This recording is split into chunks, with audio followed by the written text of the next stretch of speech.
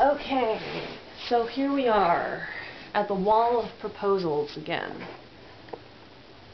So, I was thinking, could there be a compromise between anti-choicers and pro-choicers? I mean, we have the technology. Actually, we've kind of had the technology for, well, nearly 30 years now. How about an attempt to get toward a middle ground using all this wonderful technology that we have? I mean, did you know that we have technology that can help a person breathe, that can keep their heart alive, where they can actually have food directed into their stomach and into their bloodstream through a tube?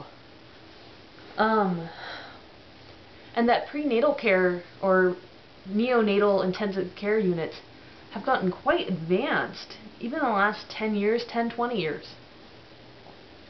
So, with that in mind, how could this relate to the anti-choice, pro-choice movement?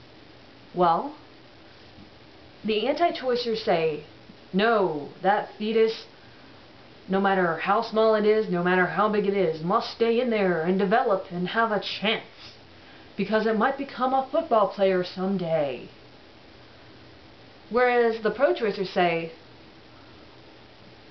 well, shouldn't she still have that option, no matter what? And so, you know, we have the technology to do a cesarean section.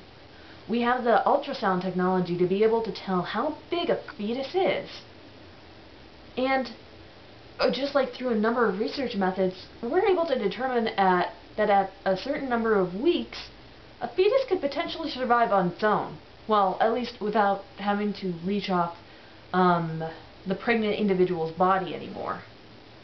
So, what would anti-choicers and pro-choicers say to, how about at the first week of viability, a pregnant individual could have the fetus removed and put into an intensive care unit, and the now formerly pregnant person could go on their merry way, and yet the fetus would still have a chance. It would still be alive because we have all this amazing technology to take care of preemie babies, prenatal, premature babies. Now, the downside would be prenatal intensive care costs a lot. And would the anti-choicers be willing to pay for it? I mean, that baby must live no matter what. So the baby could live if it had access to the intensive technology, and if somebody was willing to pay for it.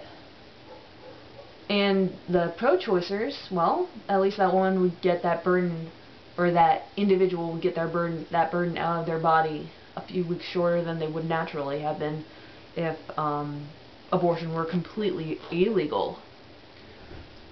So, that's just a thought. First week of viability. Would that even be an option for people? Should it be an option for people?